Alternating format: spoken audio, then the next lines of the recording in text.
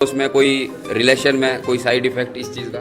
Side effect तो कोई नहीं, लेकिन मजाक उड़ाते थे मेरा। अच्छा। मेरी मम्मी खुद मुझे कहती थी। वो तो सबके साथ नहीं, मेरी मम्मी खुद मुझे कहती थी, क्योंकि मैं इसे जब शुरू में उर्दू सिखाने के लिए मदरसे में लेके जाता था तो बाकायदा हिजाब पहना के लेके जाता था।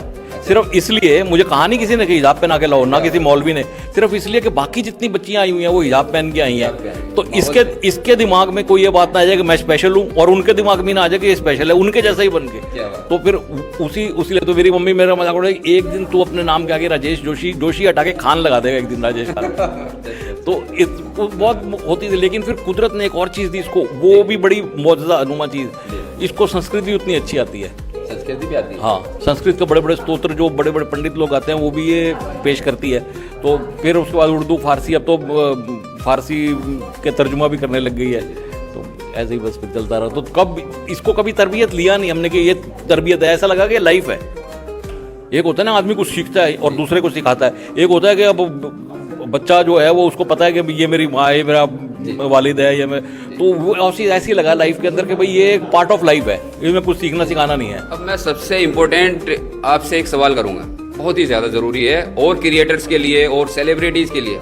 आपकी बेटी जो है माशाल्लाह अभी सेलिब्रिटीज़ बन गई है एक तरह से, ठीक है?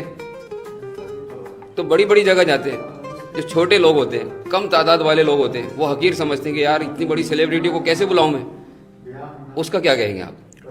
हमने तो मेरा ख्याल है जो सबसे मिनिमम मजलिस हमने पढ़ी है उसमें 9 या 10 लोग थे। 10 लोग? हाँ, एक गांव में थे, उन्होंने हमको बुलाया, हमने सबसे कह रखा है। फिर उसके बाद से वो तो कुदरती हम गए हुए थे, गाजीपुर के पास एक छोटी सी जगह है, तो गाजीपुर में तो किसी एक बड़ी मजलिस में बुलाया था, लेकिन एक छोटी मजलिस चुपके से आकर के हमारे कान में कहा, मैं चाहता हूँ कि आपकी बेटी, मैंने कहा है खोरा करा, यहीं से 2 किलोमीटर दूर। मैं जिनकी मजलिस पढ़ने को लेके गया था उन्हीं की गाड़ी से गया, वहाँ जाकर के मजलिस पढ़ी और वापस आई।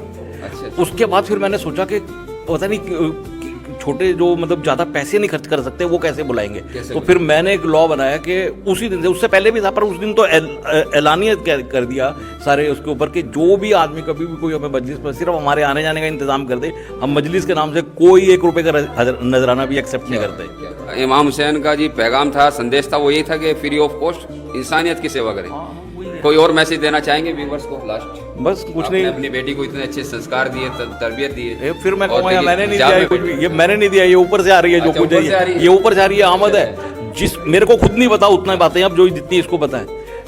फर्स्ट हुसैन डे पे जब इसने पढ़ा था उसके बाद से कम नहीं तो ज़्यादा नहीं तो मैं कह सकता हूँ कि 150-200 किताबें बड़ी बड़ी लुगतें ईरान से लोगों ने भेजी हैं। अच्छा। कि ईरान क्योंकि फारसी पढ़ती है, नोए फारसी के, तो उसके तर्जुमे में कोई प्रॉब्लम ना हो, कुछ ना हो, ये सब ना हो। और अल्लामा इकबाल की पूरी पोइट्री